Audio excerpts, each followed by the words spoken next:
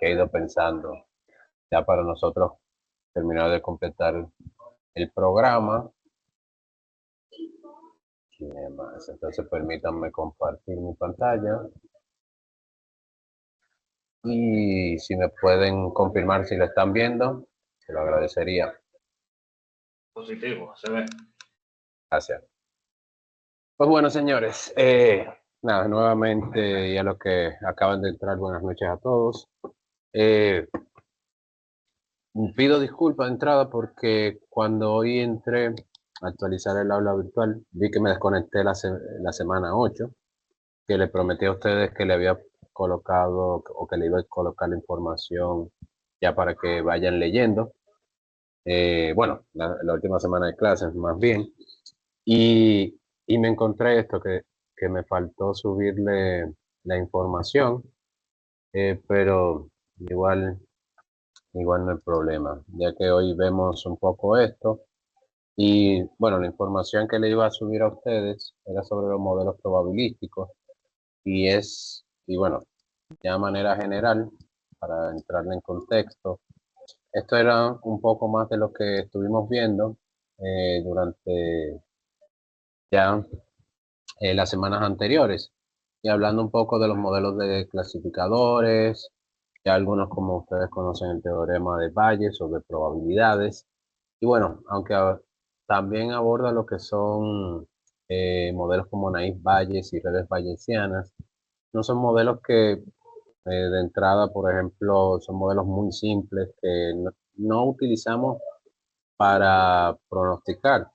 Sí, la idea es entender un poco los contextos o el concepto para entonces entender algunos modelos clasificadores cómo funcionan. Luego lo de la matriz de confusión, que ya ustedes por lo menos lo hemos ido tocando, esto más al detalle. Y de esta presentación, esta sí le voy a dejar a ustedes para que después la vean con calma o la tengan a manera de refrescar conceptos de probabilidades y de los teoremas de Bayes, que igual también como ustedes lo ven en la parte de Fuse, sé que lo tienen un poco fresco. Sí detenerme, o sí me quería detener aquí en enfocar el tema de los modelos clasificadores, de hablar de modelos discriminativos y modelos generativos. Cuando nosotros, ustedes saben que estamos clasificando o por lo menos categorizando o haciendo pronósticos ya de etiquetas o categorías, pues nosotros tenemos diferentes modelos cómo funcionan o su principio de funcionamiento. En ese sentido, sí, ustedes han visto que a la hora de los modelos clasificar las etiquetas se basan mucho en probabilidades o en condiciones de que sea una u otra.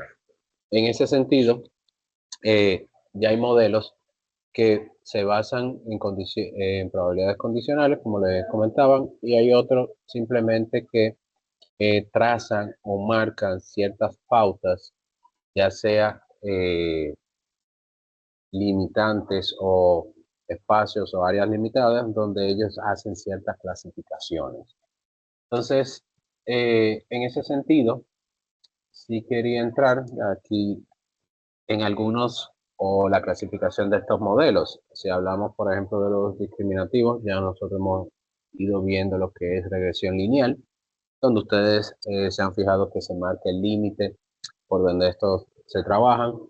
Ya asimismo, y el día de hoy, sí, ahí me voy a detener a hablar un poco con ustedes sobre lo que es los modelos de Support Vector Machine y lo que sería el K-Nearest Neighbor, que son modelos que, aunque son modelos de Machine Learning, todavía son muy utilizados para ciertos tipos de aplicaciones simples o aplicaciones donde todavía estos modelos, el resultado que pueden dar es bastante favorable.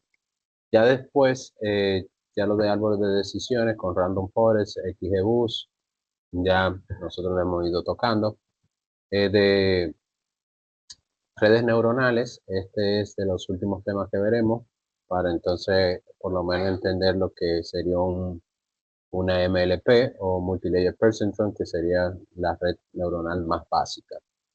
Ya en los casos de los modelos generativos, aquí que que vemos que entran en naive Bayes, redes bayesianas, el Hidden Markov Model, modelos autorregresivos. Por ejemplo, en el caso de Hidden Markov Model, Autoregressive Model, son modelos que se utilizan mucho, por ejemplo, para la parte de serie de tiempo, por lo que para la parte de clasificación no es tanto. Sin embargo, dentro de este grupo está uno que es muy interesante, que es el GANS o el Generative Adversary Network. Este modelo es un modelo de redes neuronales, por lo que, como ustedes entenderán, no entra en el alcance de la asignatura, pero sí, ya por ejemplo en la materia de Deep Learning lo van a conocer. Es bastante potente porque se utiliza bastante para lo de detección de anomalías, lo cual lo hace bien interesante, por ejemplo, para cualquier tipo de aplicación o cualquier tipo de problema donde nosotros queremos detectar ya desde el punto de vista no supervisado, modelos no supervisados de inteligencia artificial. Entonces, en ese sentido, ya aquí en la presentación ustedes van a ver un resumen ya de lo que es los modelos de naive Bayes, cómo funcionan, qué es lo que les explico. Y entonces las ventajas, a ver, quería verlo.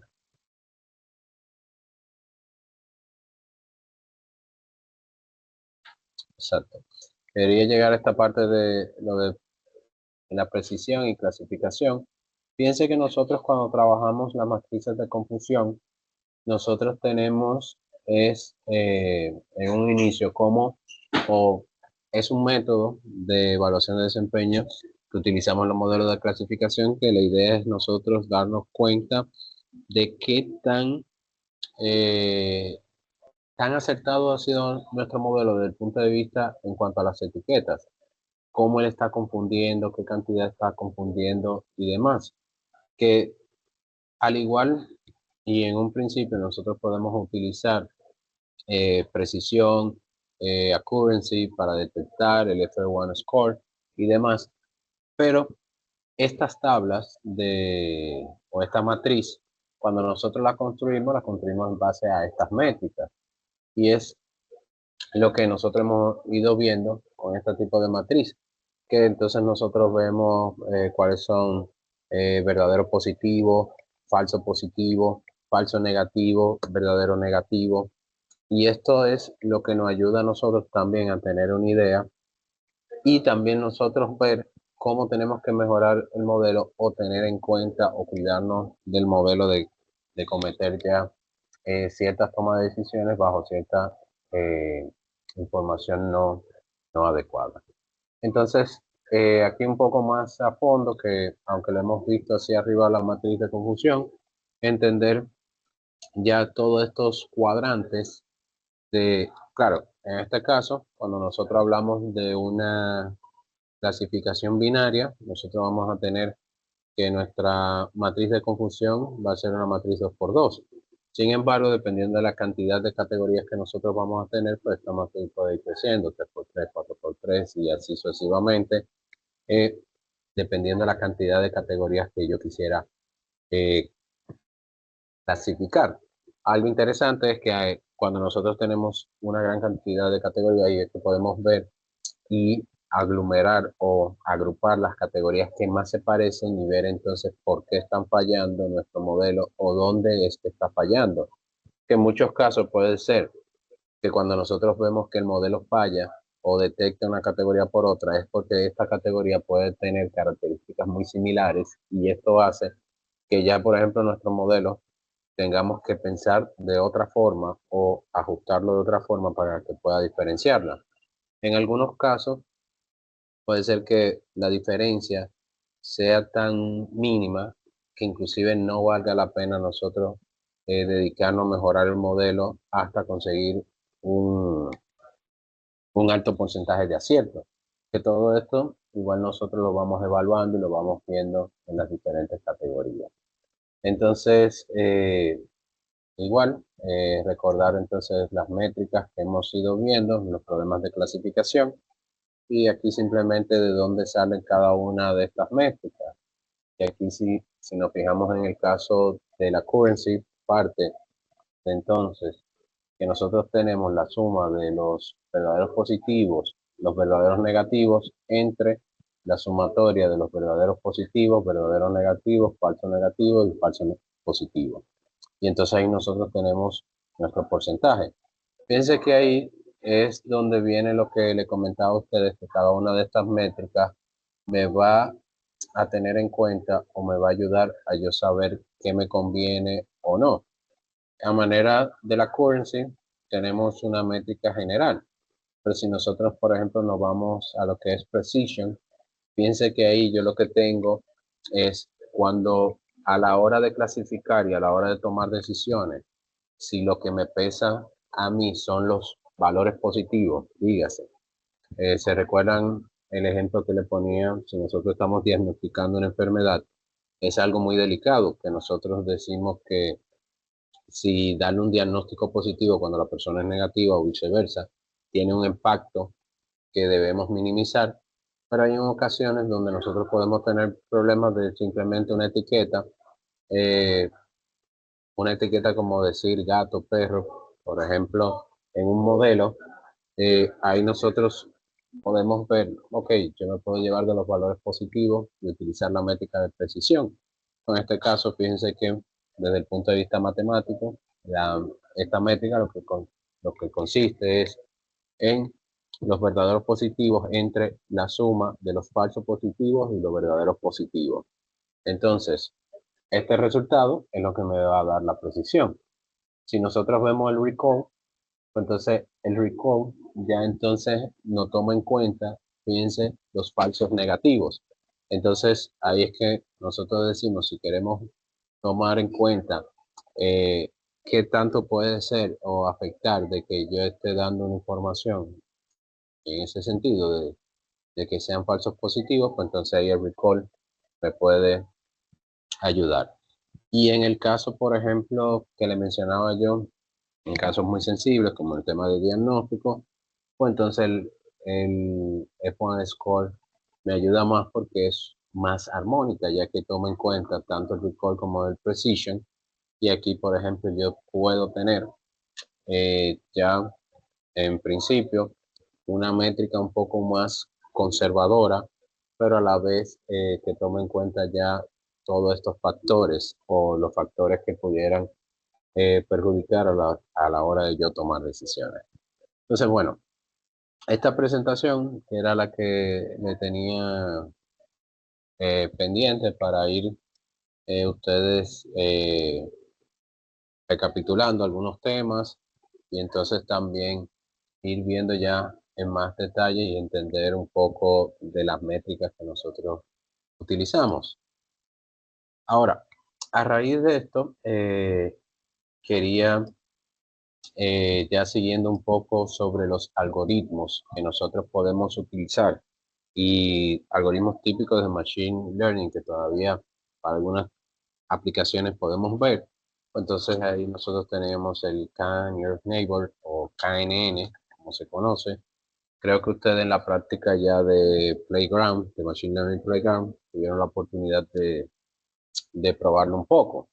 Entonces ya entrando un poco en contexto a esto, lo primero que me gusta siempre presentar y que tengan una idea, que cuando nosotros hablamos de estos modelos o los modelos de Machine Learning, y bueno, ya en el caso de los modelos de Deep Learning no tanto, pero nosotros podemos hablar de lo que son modelos paramétricos y no paramétricos. Y algo muy sencillo es que los paramétricos se basan en modelos matemáticos y hay una definición entre las entradas y salidas. Y ahí entra regresión lineal, logística, Naive Bayes y lo que es redes neuronales. Ahora, cuando hablamos de no paramétricos, ahí entramos entonces Random Forest, XGBoost, Support Vector Machine y KNX. Que si ustedes se recuerdan un poco cuando nosotros hablamos de los árboles de decisiones a la hora de determinar un elemento u otro, aunque hay ciertos cálculos, hay ciertas consideraciones, pero es basado más en cumple o no cumple. Mismo pasa para los demás modelos. Nosotros vamos a tener que su base no es matemática, sino simplemente que parte de algún concepto o parte de algunos principios, y estos aprenden ya más de los datos más que modelos matemáticos. Entonces, fíjense que a raíz de esto, muchas veces cuando ustedes están trabajando en modelos para pronósticos, ya sea de clasificación, ya sea de regresión o de serie de tiempo, la idea es tener esa variedad, porque nosotros podemos encontrar un modelo que nosotros podamos decir, bueno, con un modelo paramétrico puedo resolver un problema, o con uno no paramétrico. A veces esto no lo sabemos hasta que no lo probamos. Y también conocer esto, que estos modelos tienen esa diferencia, nos puedan ayudar a ver qué tanto un modelo puede servir versus otro dentro ya del conjunto de datos que tenemos. Y a raíz de esto, claro, nosotros saber, bueno, puedo entonces probar con este tipo de modelos, otros modelos, y tener mejores resultados.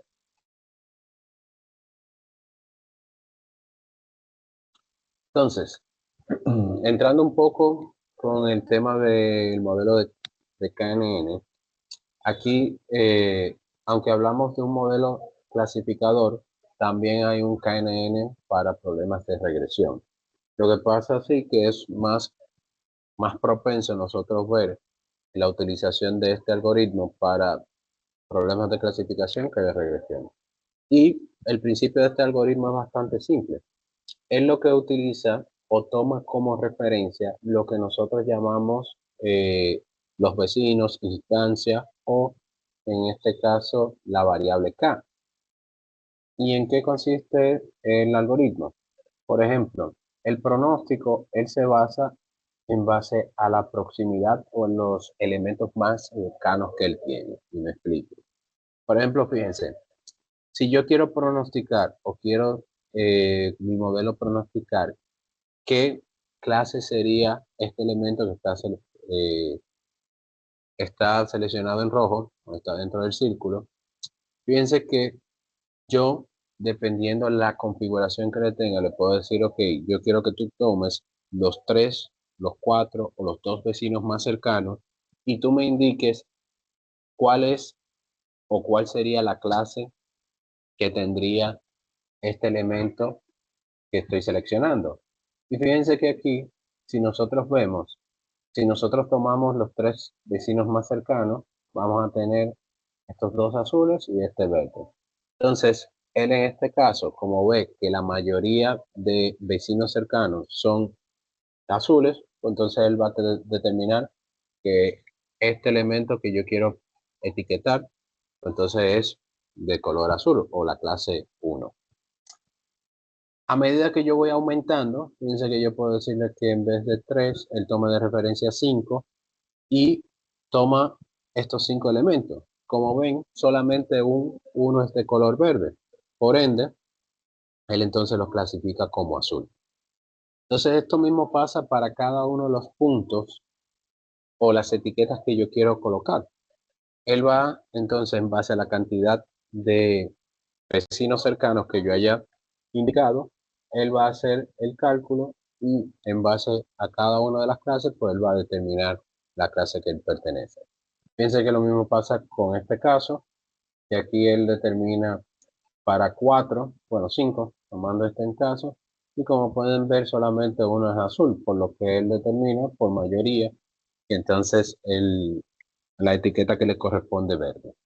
Y así sucesivamente para cada uno de los puntos que nosotros quisiéramos pronosticar. Ahora, ¿qué pasa? Aunque este sería el principio de funcionamiento, como este algoritmo funciona, tenemos que tener en cuenta que nosotros podemos calcular las distancias o cada uno de los vecinos cercanos. Nosotros lo podemos calcular con diferentes métodos. Y esto entonces ahí es un hiperparámetro o un ajuste que nosotros podemos hacer dentro de este modelo o de este algoritmo. Porque no es lo mismo fíjense en este caso, en esta imagen, que yo tengo elementos muy alejados. eh, Aquí las distancias se pueden ver claras, pero cuando yo tengo, por ejemplo, elementos que pueden tener muy próximos o muy cercanos, ya ahí entonces el cálculo de las distancias pueden variar dependiendo del tipo de configuración o ajuste que yo tome. Entonces, en un principio, como le decía, este algoritmo, pues, guarda los datos de entrenamiento, o sea, guarda la información que tiene de cada uno de los datos que nosotros proporcionamos. Cuando nosotros generamos un nuevo punto o queremos ingresar un nuevo dato, pues entonces calcula las distancias de los vecinos que nosotros hayamos determinado o ajustado. Y en base a este cálculo, pues luego asigna la clase al nuevo dato. Y esto para cada uno de los casos. Si, por ejemplo, habláramos de regresión, ¿cómo en regresión él lo haría? Muy sencillo. En regresión, él hace el mismo principio, guarda los datos de entrenamiento, calcula los vecinos más cercanos. Por ejemplo, fíjense que aquí, en vez de nosotros hablar de etiquetas o clases, tenemos valores. Y aquí podemos tener que, en este caso, nuestro valor está por debajo de 6, este por encima de 8 y este casi llegando a 10. Entonces, ¿qué va a hacer? Él en este caso promedia los valores de los vecinos cercanos, que para este caso son 3, y el promedio es el valor que él asigna al nuevo dato desconocido. Fíjense que este método a nivel de regresión nosotros lo podemos utilizar para datos faltantes y, por ejemplo, en lo que es serie de tiempo. La serie de tiempo, como nosotros tenemos valores continuos en relación a la variable del tiempo, nosotros no podemos a la hora de hacer pronóstico tener valores faltantes. Ahí los valores faltantes es muy críticos porque rompe la cadena y rompe un principio que tiene la serie de tiempo, que es que en base al valor anterior hay una correlación y la misma variable tiene una autocorrelación con su tiempo anterior. Entonces, ¿qué pasa?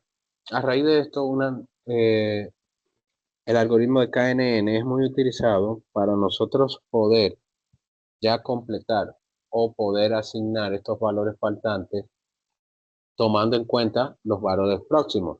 Y esto nos ayuda a tener una construcción de estos valores un poco más precisa que utilizando, por ejemplo, un método de interpolación lineal o un método de promedio a manera general de valores o inclusive colocar valores fijos dentro de valores faltantes. Entonces, les comentaba que para la búsqueda de estos valores nosotros podemos utilizar diferentes tipos de búsqueda, que no necesariamente nosotros tenemos un solo concepto, una sola forma de calcularlo. Y ahí entonces es que entran métodos, ya que él puede ajustar o calcular la distancia a través de fuerza bruta, árboles KD o lo que sería ball tree o árboles tipo pelota o circular. Entonces, fíjense que en este caso, para determinar por fuerza bruta. Disculpe, una pregunta tenía.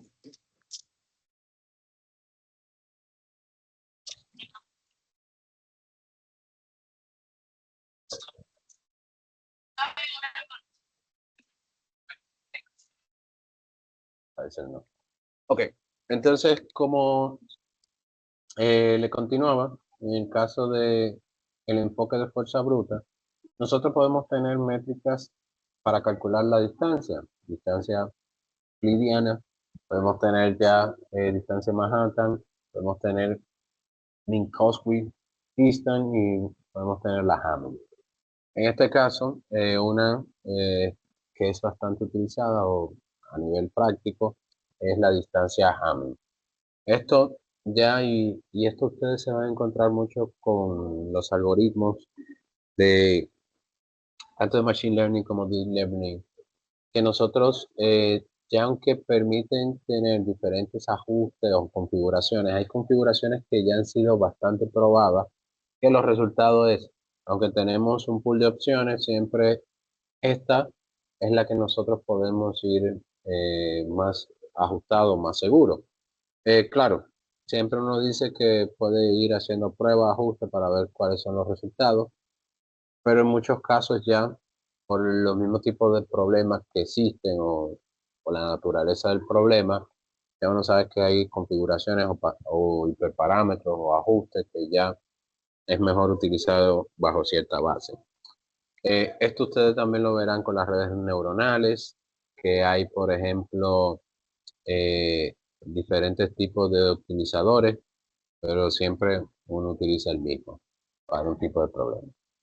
Entonces, ya aquí en esta presentación, y esto lo voy a dejar para que ustedes lo vean ya después con más detalle. Ahí ustedes verán cómo se calcula la distancia euclidiana, las desventajas que pueden tener y el por qué le decía que ya hay algunas que se sabe que al utilizarlas, bueno, el resultado no es que sea malo, pero vamos a tener un mejor resultado con otro tipo de enfoque o cálculo de distancia.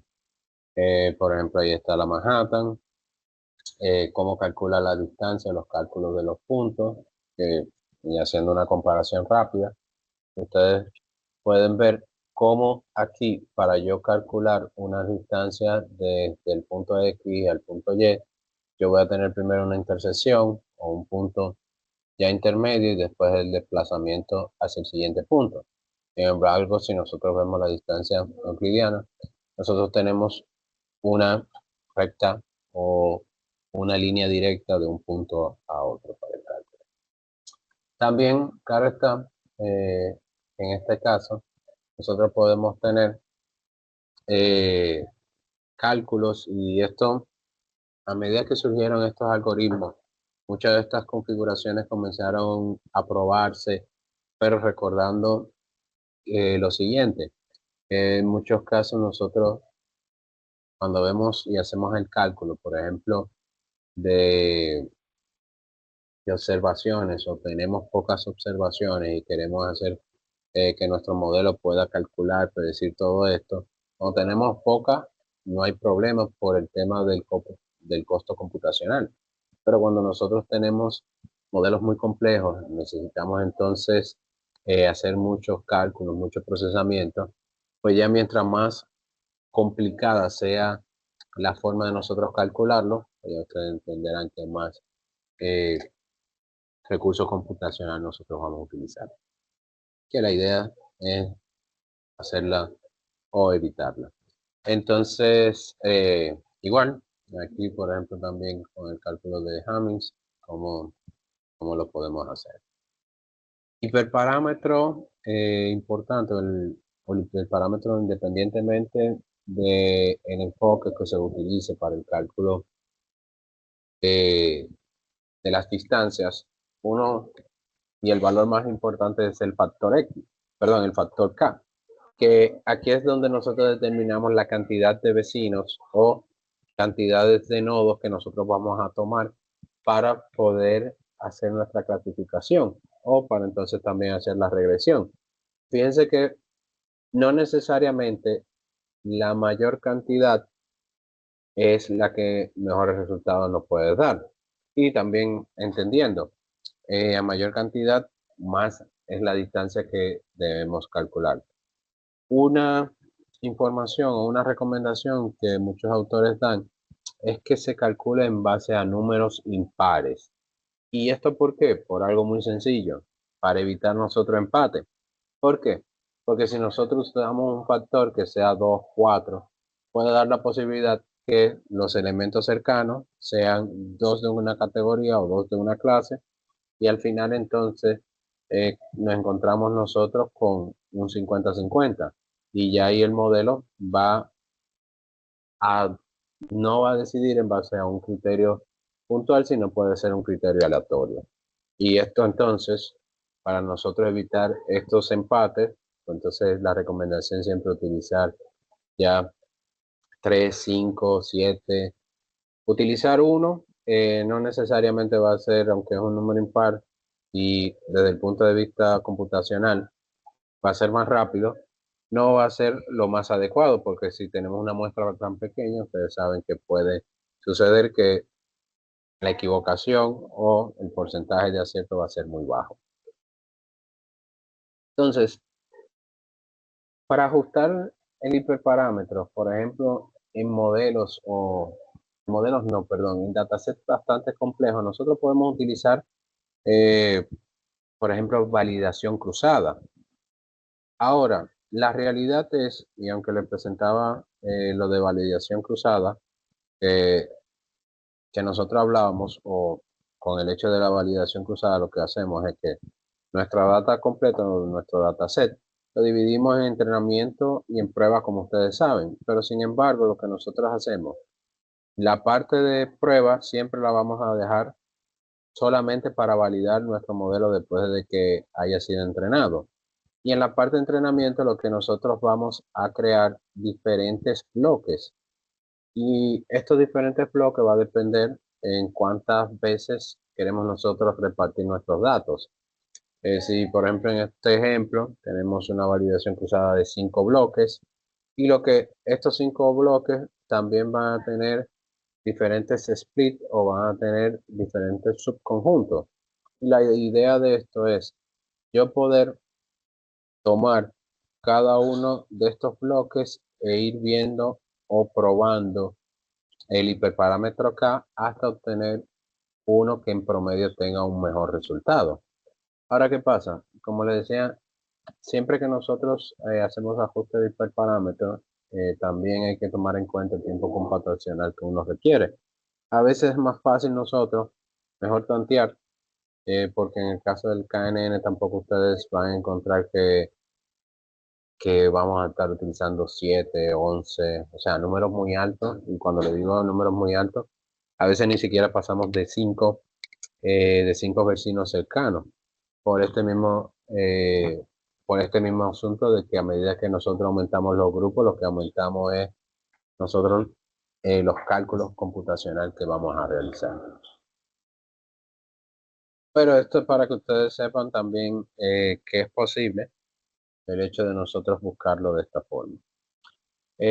También, como le mencionaba, otro tipo de enfoque que nosotros podemos tener para calcular los puntos sería lo que se conoce como KD tree. En este caso, nosotros, ¿cómo funciona? Aquí nosotros lo que se ordenan los puntos de los datos y entonces se encuentra cuál sería el punto medio.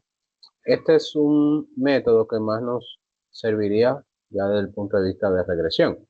Entonces también tener esto en cuenta. Pues si nosotros lo que tenemos categorías o etiquetas, este no puede ser tan factible a la hora de utilizar. Sin embargo, si nosotros estamos con valores y sabemos que entonces vamos a utilizar 3 valores, pues entonces la idea es organizamos los valores, partimos con el punto medio y entonces dependiendo ya hacia qué franja se acerca el valor, si en una franja superior o inferior, pues entonces ahí nosotros ir ajustando o indicando cuáles serían los posibles valores que tendría eh, nuestro nuevo dato. Entonces aquí viendo un poco este ejemplo de cómo sería la distribución, la organización de los datos y al final dónde se situaría nuestro punto intermedio.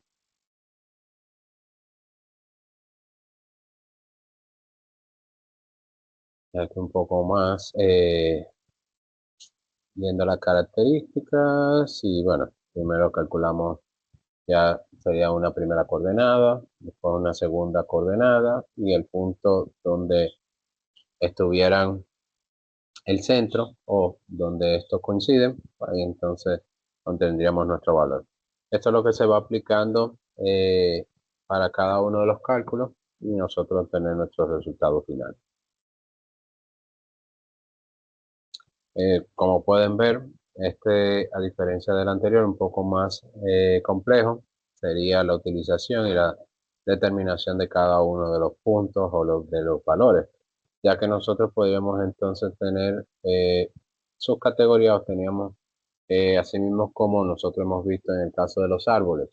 A medida que vamos eh, ubicando nuestros valores, los vecinos, pues entonces podríamos tener subnodos o subpuntos donde entonces podría coincidir o estar el valor.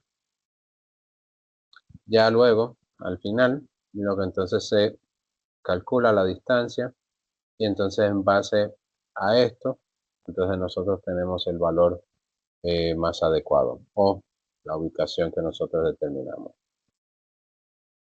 En el caso del enfoque ya de Bullet Tree,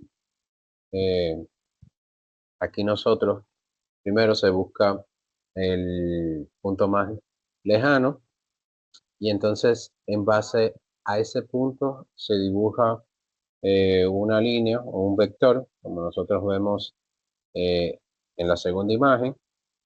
Luego, en este caso, lo que nosotros vamos a encontrar la media de este vector. Una vez nosotros que encontramos esta media, entonces ahí nosotros va a ser nuestro centro o nuestro centroide dentro de los datos. ¿Y para qué nosotros utilizamos esto? Esto lo utilizamos para nosotros entonces comenzar a crear ya los círculos. Entonces, estos círculos van a ser donde nosotros tengamos puntos de coincidencia o donde vamos a tener nosotros ya los elementos o los vecinos cercanos que vamos a tener en cuenta. Entonces, fíjense que aquí ya nosotros determinando los vecinos más cercanos, entonces tendríamos ya el centroide, tendríamos los valores que entran o coinciden dentro de cada uno de los círculos. Entonces, luego que nosotros tenemos esto calculado, entonces lo que se procede ya a la distribución del árbol o a la creación del árbol. Es lo que nosotros vemos aquí, que nuestro árbol principal o, o donde vamos entonces a partir, tenemos que un círculo que representa nuestra zona B, nuestra zona C, donde están cada uno agrupados. Luego tenemos dentro de cada una de las subzonas o subcírculos que entonces van a definir lo que son D, E, F y G. Y en cada uno de ellos nosotros tenemos agrupados cada uno de los números. En base a los nuevos puntos que surjan, pues entonces estos puntos ya van relacionados a cada una de las zonas y estas zonas, pues entonces los puntos cercanos que se calculan, pues son los que pertenecen a cada una de las zonas. A manera general, este algoritmo de KNN es simple de entender, pero piensen que aunque nosotros hablábamos de diferentes enfoques para calcular los vecinos cercanos, piensen que siempre era relacionado a las distancias. Independientemente de qué método se utilice, siempre van a ser, claro, un método puede darme que los vecinos cercanos sean un grupo que no sean los mismos que en otros métodos. Eh, por lo que es fácil nosotros explicar o hacer entender de dónde parte o cómo yo llegué a esa conclusión. Como Profesor, les... Sí, discúlpeme que no levanté la mano. no importa. Eh, u- una pregunta, pues yo he trabajado ya con ese algoritmo, Ay, disculpe, Smiling, que se está cortando. estuve incursionando en él hace un tiempo ya.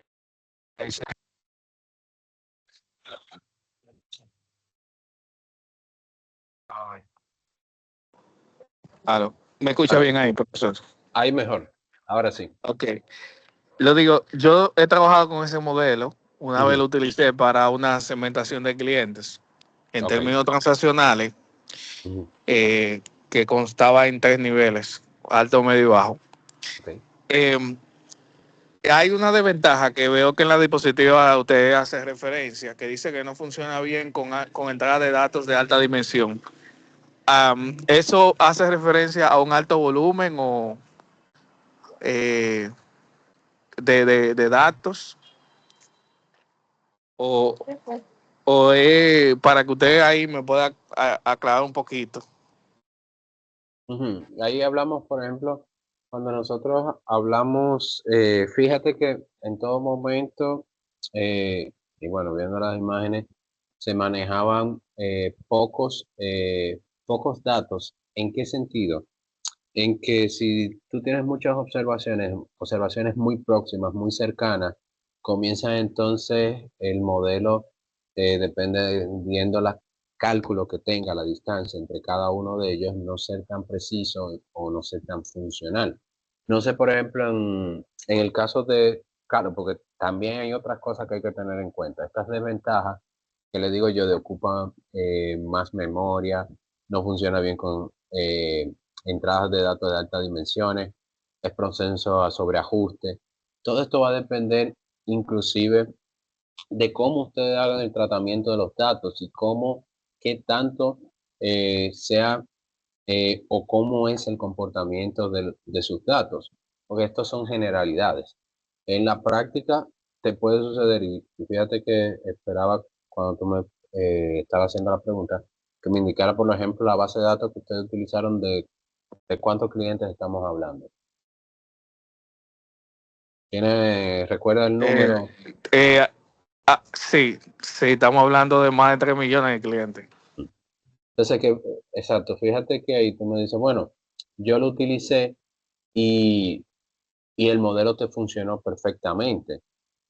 Entonces, ahí también habría que ver las distancias, cómo estaban los datos segmentados, porque muy bien ustedes hicieron un trabajo previo y este trabajo previo puede ayudar a que entonces no se vea esa alta dimensionalidad o que ese gran volumen de datos afecte esta parte. Sí, yo hice muchas pruebas incluso y funcionó bastante bien, bastante bien. Pero tenía esa curiosidad porque como ya lo había utilizado, por ejemplo, nosotros utilizamos el método de codo para saber cuánto clúster que íbamos a tener y quedamos que para la muestra o el universo que estábamos de clientes o de observaciones, quedamos en 3. Fue el que vimos más óptimo. Porque ya a partir del cuarto, como que la curva se iba aplanando. Ujú. Eh, Básicamente, por ahí, ese fue el método que utilizamos. Igual también tomar en cuenta que, por ejemplo, este es más utilizado ya en métodos supervisados. Para métodos no supervisados, ya sí ustedes verían que hay algoritmos más enfocados en redes neuronales que son mucho más precisos en ese sentido. Entonces ahí, fíjate, tenían 3 millones, pero entonces el clúster no estamos hablando de que ustedes tienen 15 20 sino que era un número un poco menor. Entonces también esto ayuda. Por eso es que le comentaba que estos son generalidades. Generalidades a tomar en cuenta de que, imagínate que si tuviera tenido menos datos, pero hubiera tenido 6, 7 clústeres, a lo mejor no te hubiera funcionado. Y digo a lo mejor porque si no hacemos pruebas, no podemos validar esto.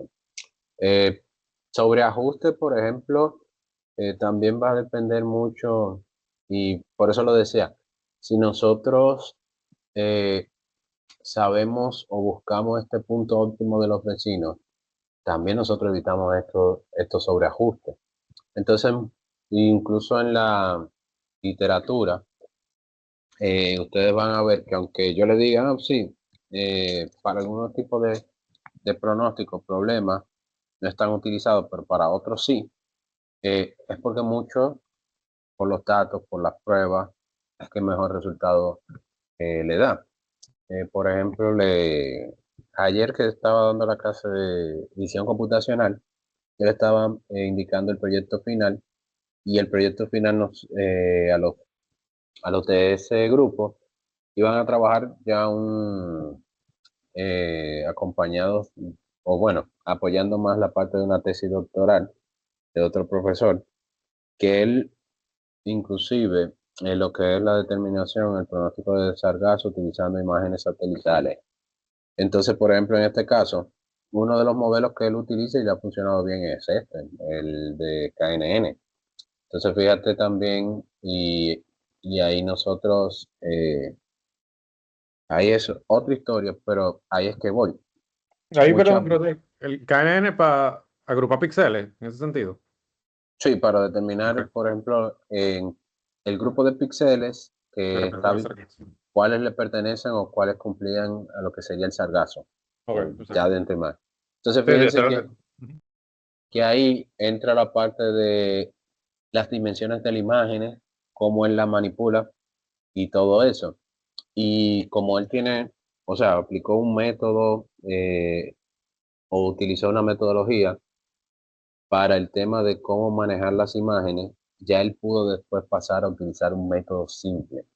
Y bueno, el pronóstico de él fue muy bueno. Inclusive esa metodología él la publicó, salió la publicación en estos días. Y entonces eso es lo que le digo. Estas son generalidades y muchas veces cuando se la pongo a ustedes es para que lo tomen en cuenta, pero muchas veces no es que sean una camisa de fuerza. Ustedes van a encontrar que después, haciendo ajustes, haciendo cambios, pueden, los modelos que en teoría no le debería funcionar, le funcionan perfectamente. Que eso tenerlo en cuenta. Pero ya esto, como yo digo, más con la práctica, como cuando ustedes van viendo y enfocándose en estos datos reales y van viendo ya algunas cosas, van ajustando, se van dando cuenta que a veces hay algunas partes de la teoría que uno quiere decirle, ok, vayan por este lado, pero puede también tener otra vertiente. ¿Hay más claro, Smiling, o alguna duda? Todo claro, profesor, gracias. Bien, a ver. Entonces, bueno, ahí ya la parte del KNN terminaba. El O sea, otro que quería, sí, antes de que tú sigas, se me ocurre una pregunta ahí, apalancándome de Smiling. Si usted, o sea, aparte de, ¿verdad? Para el tema de la multidimensionalidad, podríamos usar, ¿verdad? Feature Engineering, pero en el tema, por ejemplo, del volumen de datos. En un caso de este, por ejemplo, un preprocesamiento pudiera ser que yo segmente esa data. O sea, si yo tengo 3 millones de clientes, lo voy procesando de a millón, por ejemplo, aleatoriamente, de manera que entonces haría sentido algo así, como entrenarlo y después pasarlo, o sería muy propenso a que de repente en un lado me clasifique la gente y me haga una locura en cada grupo.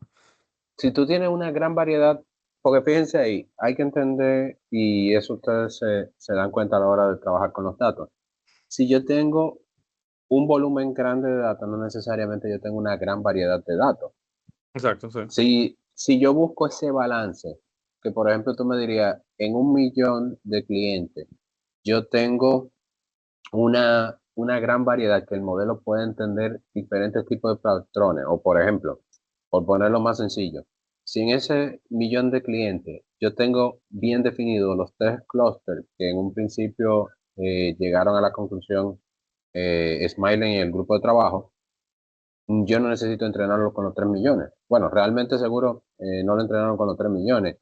Hay que No, sí. ver cuál fue la relación que hicieron. Pero eh, ahí le digo que todo va a depender de los datos. Inclusive, ahí ustedes tienen después y vamos viendo técnicas que son para cuando nosotros tenemos pocos datos poder crear y inclusive hay redes neuronales que al principio se utilizaban para hacer pronósticos y después se dieron cuenta, no, mira, esto me funciona mejor para yo crear nuevos datos o crear datos que me ayuden a mí, a mi modelo a entrenarlo o a otro modelo a entrenarlo. Entonces, ahí es que está más la clave. En verdad tú puedes tener 50, 100, 200, pero si están esa variedad es suficiente, pues no importa. Pues también eso nosotros tener en cuenta. Muchas veces nosotros nos obsesionamos que debemos tener muchos datos para tener un modelo muy preciso, pero a veces no es muchos datos, sino tener los datos necesarios. Y eso tener también en cuenta. Pero muy bien lo puedes hacer con menos cantidad y el modelo puede ser igual de preciso que entrenarlo con menos datos, digo, con más datos. Inclusive lo ideal sería yo utilizar menos datos y tener el mismo resultado. Siempre eso es lo que vamos a Es querer. como, Ujú. sé como se le llama una muestra representativa, ¿no? Exacto. Ahora, ¿qué sería una muestra representativa, por ejemplo, en casos reales? Ustedes, ciertamente hay muchas, si nos vamos a estadística, si nos vamos ya a diferentes autores, les va a dar una idea.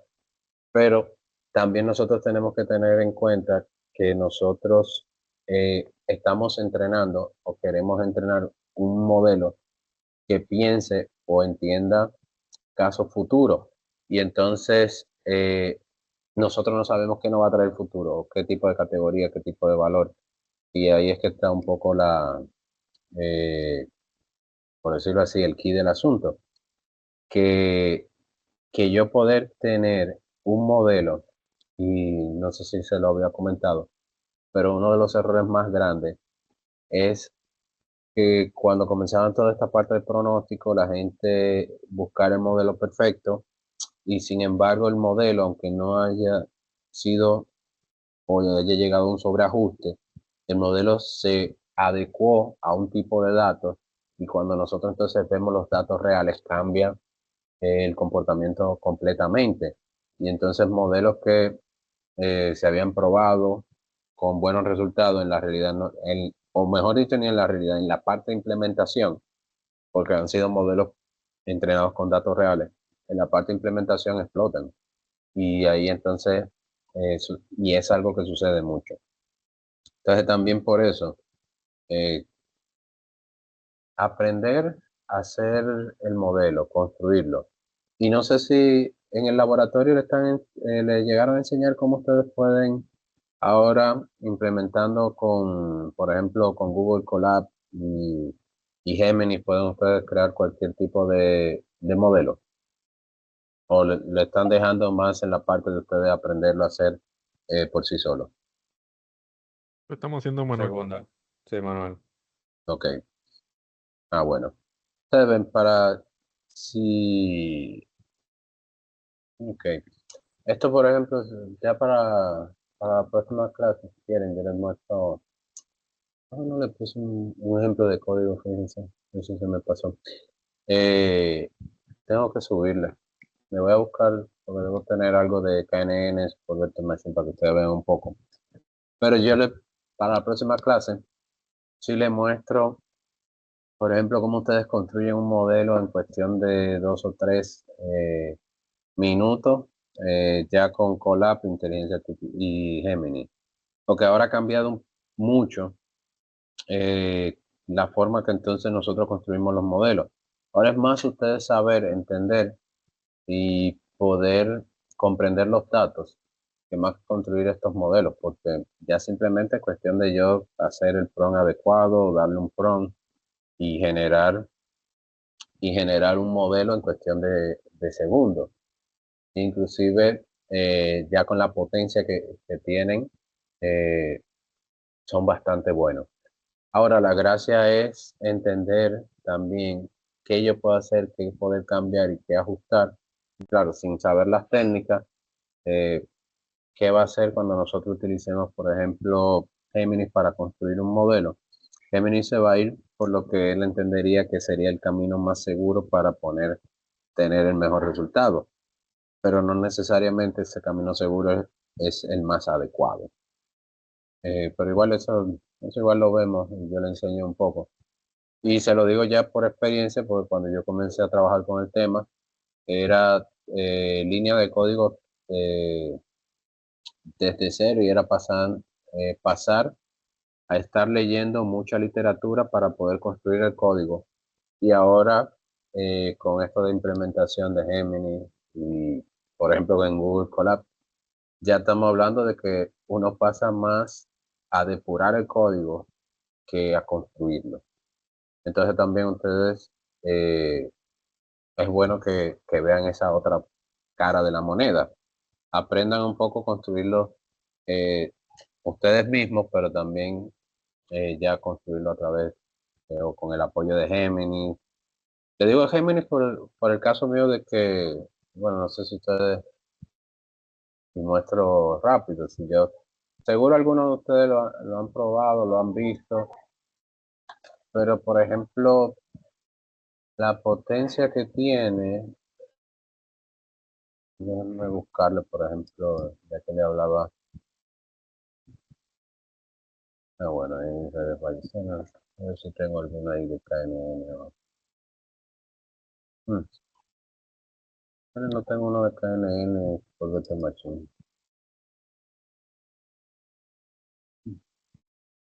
Pues vamos a ver. Solamente para ilustrarlo un poco en este caso. Fíjense, es algo tan sencillo como yo decir, y miren, ni siquiera voy a hacer un prompt complejo.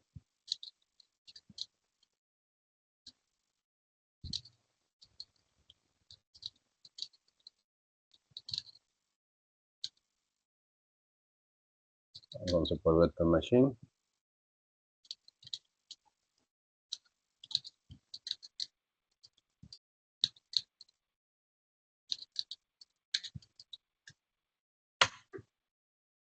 Fíjense, algo tan simple como yo decirle esto. Claro, ahí fue muy genérico. Él va a tomar la base de datos que él entienda, él va a construir el modelo como él entiende, no necesariamente va a ser lo más adecuado, pero fíjense, yo solamente hacerle esto.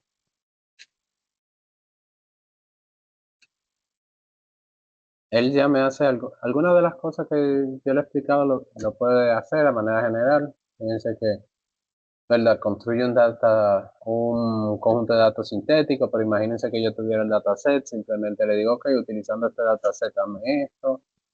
Ahí él hace la primera visualización, pero fíjense que si yo no entro en detalle, qué qué tanto yo quiero visualizar, qué tanto quiero conocer de mi dataset, él lo que va a hacer es una exploración muy sencilla.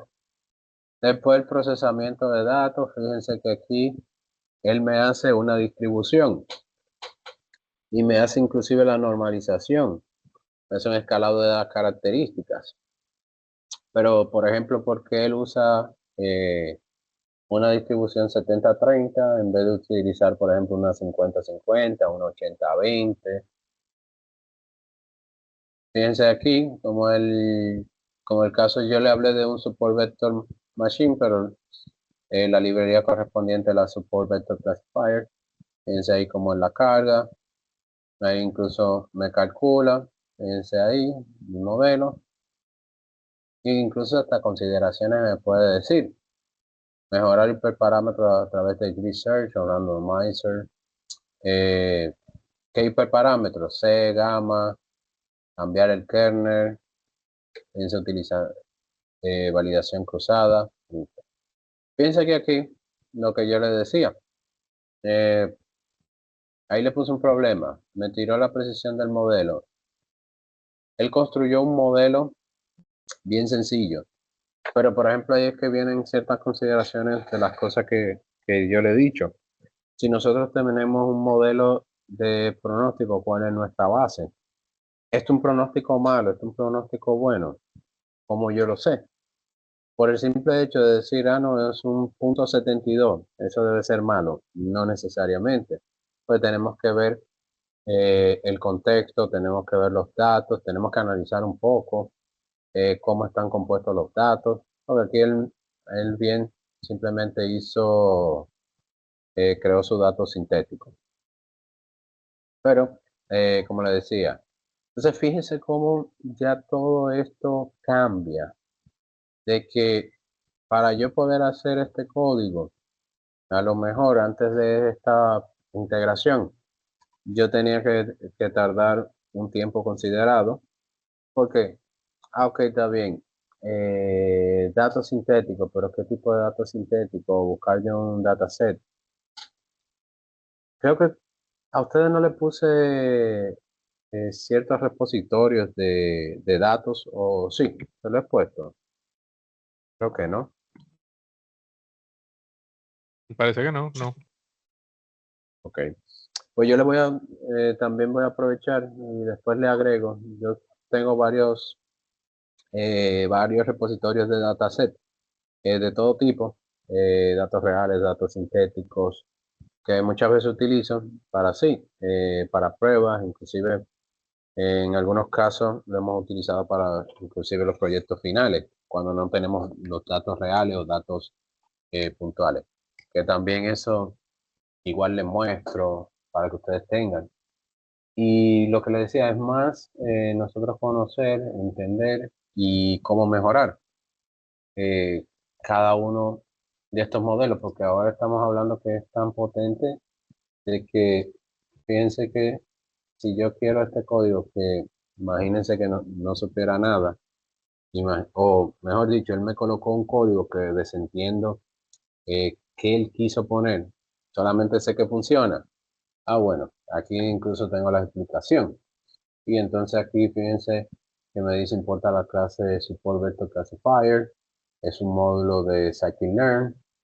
Fíjense que aquí me dice, ok, tengo kernel y random state. El kernel lineal especifica que un kernel lineal para el Support Vector Machine, lo que significa que el modelo buscará un hiperparámetro de separación lineal entre las clases. Random state, pues asegura la reproducibilidad de los resultados, especialmente si hay componentes estocásticos en el algoritmo. Y fíjense que inclusive ya estamos hablando que en vez de yo tener que pasar de irme a la librería de Scikit-learn, entrar a, a lo que es la función de, o mejor dicho, buscar el algoritmo de Support Vector Classifier, buscar el kernel, buscar qué significa, inclusive hasta un punto donde hay librerías que no son tan completas. Scikit-learn no es el caso y uno tiene mucha información. Pero entonces fíjense cómo ya hemos pasado que uno hace estos códigos y ya no es, hice el código con inteligencia artificial y listo, no. Si necesito entenderlo, inclusive tengo como entenderlo. Inclusive, fíjense opciones. Se recuerdan que abajo habían recomendaciones como optimización, hiperparámetros. Fíjense aquí, optimize hiperparámetros using research. Ya, por ejemplo, cuando ustedes, inclusive yo normalmente cuando doy el laboratorio, ya después como de la segunda, tercera, ya con ustedes le digo de una vez este tipo de opciones por algo muy sencillo. Me interesa más que ustedes entiendan, vean opciones y puedan entonces ir trabajando. Ya después, con notaciones, ustedes saben de seguridad, de todo esto, hay que tenerlo en cuenta, ya cuando uno trabaja con datos más sensibles. Pero al final, la idea era mostrarles o que ustedes tuvieran una idea de que también estos son opciones. eh, y puede entonces ahí hacerlo. Eh, au- voy a chequear a Donis, ahora que veo tu pregunta. Sí, creo que sí. Por ejemplo, a ver algo. Hay un repositorio que es uno de los más clásicos que es UC Repository de Machine Learning. Fíjense que aquí, inclusive del proyecto final que vamos a hablar, que le voy a sacar un tiempo, yo utilicé uno de estos. Le explico eh, qué concepto, pero creo que Pues hoy, cosa. Ujú. también hay librerías. Hay una librería que se llama Datasets, que tiene también varios datasets incluidos que solamente importarla y puedes hacer uso en el algoritmo.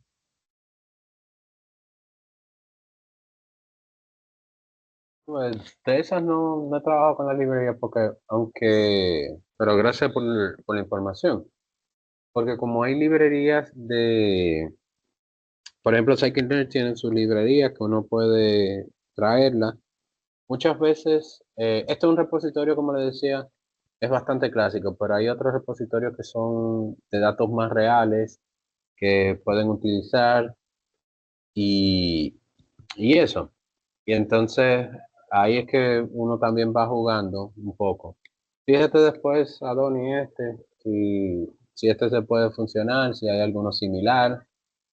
La ventaja de esto es que, por ejemplo, aquí en los filtros, ustedes pueden ir especificando tipo de datos, pueden especificar el tipo de tareas, si yo voy a hacer clasificación, si voy a regresión, clustering, también por subáreas. O sea, y la ventaja de muchos de estos datasets es que van actualizándose. Hay datasets que son muy clásicos, pero hay otros que son recientes o tratan por lo menos cada, de cada vez ir agregando. La ventaja también de estos repositorios con estos datasets es que los autores, y cuando ustedes ven aquí, que esto ya ha cambiado un poco, uno cita los datasets a la hora de utilizarlo para cualquier tipo de investigación. Y los creadores, muchas veces nosotros tenemos ahí actualizaciones o ellos van actualizando versiones. En este creo que no indican las versiones.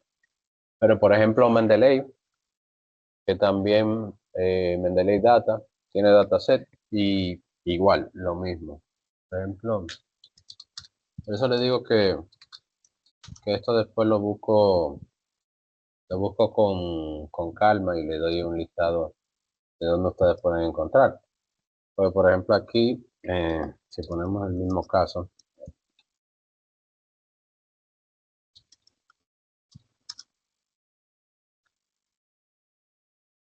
fíjense que aquí ya sí tenemos datasets que son más actualizados, eh, que por ejemplo, monitoreo de glucosa, fíjense el año, el 24. La ventaja de estos similares, por ejemplo, aquí nosotros podemos tener un documento que especifique, artículos que hablen.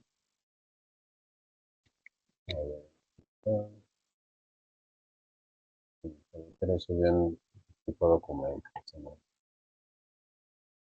convence mucho.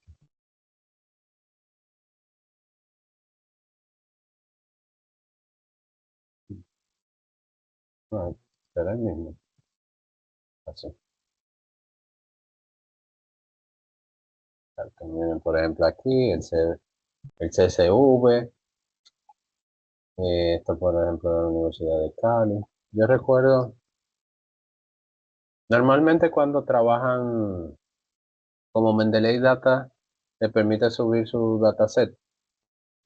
Yo muchas veces cuando ustedes trabajan los proyectos y crean, depuran y trabajan su dataset, eh, les recomiendo eso.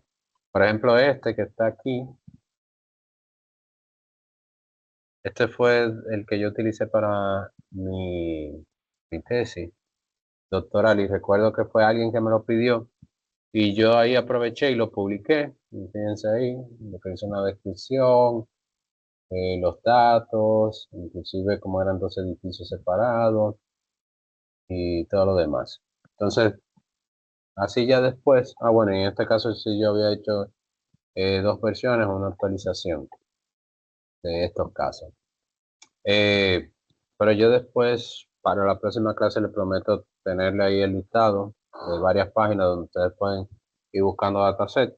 Y esto también les sirve a ustedes si ustedes quieren ir probando, que quieren experimentar, quieren trabajar algunas cosas, eh, para que así lo puedan hacer. Y bueno, ya ahí, como le digo yo, el plus, que es más un poco de cómo ustedes pueden también trabajar un poco más rápido. Claro, al final esto no quita que hay que tener un conocimiento base de todo esto, pero de que le ayuda y le digo yo, una vez cuando yo vi que el Colab estaba integrado con Gemini, no quise soltarlo por eso mismo, por la facilidad. Y muchas veces, claro, ahí, eso sí le voy a decir, ahí a veces cuando uno construye modelos muy complejos, y se encuentra con un error, sí, a veces ni el mismo Géminis lo va a resolver porque puede ser un error que no tiene que ver ni con programación ni lógica, sino es más algún cómo fueron eh, definidos los datos, los parámetros y demás, en ese sentido. Pero bueno, ese, si ustedes quieren hacer una prueba y ver, lo invito a que me hagan así un ejemplo para, como no le había puesto en este caso, de KNN, de Support Vector Machine, cómo ustedes construyen estos modelos. Si quieren experimentar un poco, colóquenle dataset ya así, que ustedes puedan conseguir y pueden ver cosas bastante interesantes que pueden hacer. Entonces, bueno, le había avanzado con el Support Vector Machine. Este es un poco más simple para explicarle. Este funciona y lo que nosotros hemos visto, piense que KNN, nosotros tenemos que los límites o las decisiones las tomamos en base a vecinos. Los árboles de decisiones, lo que se conoce como decision stumps, que es donde nosotros la probabilidad de que este sea A o B. Y en el caso de Support Vector Machine, lo que nosotros tenemos hiperplanos. Y estos modelos, cuando surgieron bastante para clasificación, bastante potente, bastante utilizados, pero computacionalmente son un poco más costosos que inclusive que KNN. Y aunque pueden hacer el mismo principio. Y fíjense que y cuando nosotros hablamos de límite de decisiones, es lo mismo que nosotros hemos visto. Nosotros cómo delimitar cuáles datos pertenecen a un grupo y cuáles pertenecen a otro. Claro, siempre la clasificación binaria es lo más sencillo y más en estos casos así que nosotros tuviéramos datos también segmentados. Ahora, ¿cuál es la realidad? O cómo en principio funciona este modelo. Este modelo o este algoritmo, para ser más específico, lo que busca es dividir nuestro dataset o segmentar los límites por lo que se conoce como hiperplano. Y esto ya va a ser un espacio de n dimensiones que lo que va a hacer es clasificar los elementos. Como ya ustedes entenderán, este es un hiperparámetro que nosotros configuramos dentro del algoritmo y mientras más complejo sea la clasificación, bueno, más hiperplano nosotros podemos construir. Lo que buscamos, claro, siempre con la menor cantidad de hiperplanos, poder obtener esta clasificación ya un poco más precisa. Y entonces, aquí lo que nosotros tenemos que tener en cuenta a la hora de los hiperplanos, que él construye vectores, así mismo como líneas, que van a ser las líneas que comienzan a limitar, pero no se queda solamente en esto, sino también que él construye márgenes, que van a ser las distancias entre el hiperplano, que también entonces hacen regiones o hacen ya que nosotros podemos tener ciertas tolerancias. Y dependiendo de cómo nosotros ajustemos o configuremos, pueden ser márgenes duros, hablando más espacios, más dimensionamiento, márgenes blancos. Entonces, ¿qué pasa? O lo interesante de estos modelos o este algoritmo es que nosotros podemos trabajar hiperplanos no solamente en 2 dimensiones, sino en 3 dimensiones, lo cual nos ayuda a nosotros en ocasiones a poder delimitar de una forma mejor los datos. Por ejemplo, si nosotros vemos una segmentación de esta forma, ustedes ven claramente cómo nosotros podemos simplemente trazar nuestro límite y separar perfectamente esto. Pero imagínense que nosotros, y disculpen que me vaya a pasar, tenemos un escenario de esta forma. ¿Cómo ustedes entonces podrían clasificar? ¿Comenzarían a construir múltiples hiperplanos para solamente segmentar esta parte de esta? La realidad es que no haría falta. ¿Por qué? Bueno, porque nosotros podemos construir hiperplanos en 3 dimensiones. Y nosotros entonces ahí podríamos darle esa dimensión, por ejemplo, de profundidad, que podría separar nuestros datos y hacer que esto que en 2 dimensiones se ve de esta forma, pues fíjense cómo ya en 3 dimensiones nosotros podemos mejorar o hacer una clasificación más precisa. Entonces esto es algo interesante que tiene el algoritmo de Support Vector Machine. ¿Cómo funciona? Como lo explicaba, lo que nosotros construimos diferentes hiperplanos y dependiendo eh, los ajustes o los hiperparámetros que nosotros tenemos, lo vamos construyendo de una forma u otra. Y siempre lo que nosotros buscamos con estos hiperplanos es poder separar las categorías que nosotros tenemos. Como ustedes entenderán, con pocas categorías, fácil yo construir los hiperplanos. Al tener múltiples categorías ya se complica porque nosotros vamos a tener muchos cortes, muchos limitantes que a lo mejor no funcionan como nosotros deseamos. Entonces, algo a tener en cuenta que dentro de los hiperparámetros que tengo para el Support Vector Machine, yo puedo tener un hiperparámetro, es la función del kernel, que aquí es donde yo voy a mapear los datos. Entonces existen diferentes kernels que me pueden ayudar a mapear mejor una forma u otra mis datos. Entonces fíjense aquí en el ejemplo que montamos ahí en Google Colab, fíjense que él hablaba de un kernel lineal. Cuando hablaba de un kernel lineal, es un kernel de este tipo. Algo más similar a lo que nosotros hemos visto, de delimitar espacios. Fíjense que aquí, que tenemos 3 tipos de categorías, él divide el conjunto completo de datos en 3 secciones. Si se fijan, hay una categoría que clasifica perfectamente porque estos datos están bien marcados, pero sin embargo, con categorías muy similares, con condiciones muy similares, pues entonces el kernel tiene un alto nivel de fallo.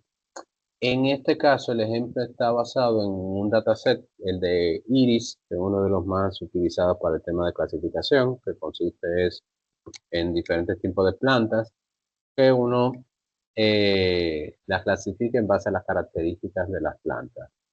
Entonces, piense que aquí, si yo utilizo una configuración o un kernel polinomial, entonces puedo tener esta condición, fíjense, un poco mejor que el anterior, pero igual todavía tengo ya en casos donde estos elementos o estas categorías se solapan o son muy cercanas, pues igual hay equivocación. Ahí es donde yo le digo a ustedes que nosotros no nos debemos volver locos con la precisión de los modelos. ¿Por qué? Porque si yo quiero que mi modelo pueda detectar hasta este punto, donde ya hay hasta un punto que se solapan, ya de seguro mi modelo va a llegar a un sobreajuste, porque voy a tener que adaptarme bastante para esos tipos de plantas. Entonces, ¿qué va a pasar? En el momento que yo quiera que mi modelo sea utilizado para plantas similares o de la familia, seguro su error va a ser muy alto, por esto mismo, porque lo adecué mucho a mi población o a mi muestra que he tenido. Después otro kernel que pueden encontrar es el RBF, que si ustedes se fijan, cada uno de ellos lo que parte de un modelo matemático diferente, que, bueno, le trae opción, le puede traer una opción mejor que otra. Ahí es que comienza entonces nosotros de realmente, y por eso le digo que es un modelo bastante costoso computacionalmente, cuando nosotros entramos en múltiples categorías, si es un dataset muy comprobado, muy probado, sí, excelente, le va a funcionar. Pero si es un dataset real con cosas bastante complejas o datos bastante complejos y patrones, entonces va a ser un dolor de cabeza. Que por eso si nosotros, fíjense, si nosotros para clasificar tenemos un modelo base simple, nos vamos a ir mejor para el KNN que para este de Support Vector Machine. Entonces, tomar en cuenta que al igual que el KNN es un método no paramétrico, Aunque, claro, hay partes donde nosotros utilizamos fórmulas, pero fíjense que el punto de partida es yo querer limitar o que mi modelo aprenda dónde está la franja límite. Y en base a eso, entonces ir definiendo. Igual de costumbre, quise poner un poco más de información sobre, tanto en el caso, por ejemplo, el tiempo computacional, que se recuerdan que le hablaba en el caso de KNN, ciertas comparaciones entre el KD3 y el Volt 3. También la parte de estudios de hiperparámetros, o mejor dicho, ya, este fue un artículo, como para que vean, ya, y vean más a fondo sobre lo que es bastante corto este artículo. Pero, para que vean un poco de la importancia de ajuste de hiperparámetros en el tema de Support Vector Machine y cada uno de los datos. Ya luego lo que se fue una infografía algo más resumida sobre ambos modelos, de manera ya de resumen para que ustedes tengan esa referencia. Hasta aquí, ¿alguna pregunta o alguna duda?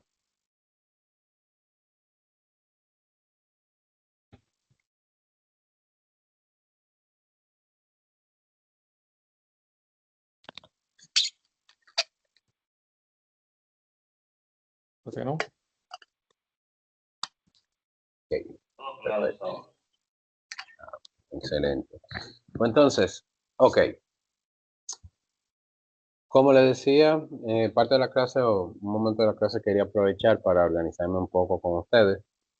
De entrada, ustedes van a ver que tienen disponible el proyecto final. Siempre me gusta darle a ustedes el proyecto final en la 9ª semana por lo siguiente. Primero, el proyecto final, siempre les pido que hagan grupos. Aquí máximo pueden hacer grupos de 4 personas. Ya ustedes eligen su grupo. La idea es que seleccionen cada uno, primero se pongan de acuerdo quiénes van a trabajar y seleccionen un grupo y cada uno entre en el grupo seleccionado. Ustedes verán que van a tener la opción de selección de grupo. Yo puse 10 grupos, máximo, como les decía, 4. La idea es que ustedes se pongan de acuerdo, seleccionen su grupo y listo. Entonces, ¿en qué nos consiste el proyecto? El proyecto, como yo le comenté, quise tomar una base de datos de UCI Repository, y esta es para clasificación de vino. Entonces, aquí ustedes van a tener un dataset que entonces tienen 13 características para la clasificación de vino. Entonces, lo que me interesa que ustedes hagan es que construyan un modelo, y este modelo que ustedes evalúen diferentes algoritmos. ¿Por qué le digo evalúen diferentes algoritmos? Y le explico. Si al final ustedes me dicen que van a trabajar en grupos de 2 personas, lo que yo siempre recomiendo es una persona tome un algoritmo. ¿Por qué? Porque ahí ustedes van a llevar, optimizar el algoritmo a su mayor expresión. Si por ejemplo le digo, ustedes hacen un grupo de una sola persona, bueno, igual le voy a pedir por lo menos que comparen 2, pero imagínense el peor de los casos, utilizan un solo algoritmo.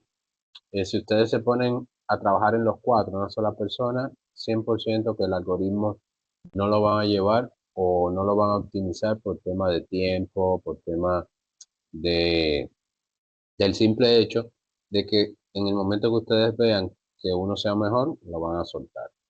Entonces la idea, si ustedes hacen su grupo de 4 personas, asignen cada uno, ok, uno va a trabajar con XGBoost, KNN, Support Vector Machine y MLP.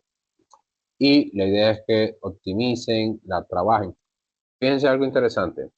Aunque es un trabajo en grupo, hay una parte en ese sentido individual. Porque cada uno, ustedes pueden, y donde se van a poner de acuerdo, es cómo ustedes van a trabajar el dataset, cómo cómo lo piensan utilizar y utilizar el mismo dataset para cada uno de los algoritmos.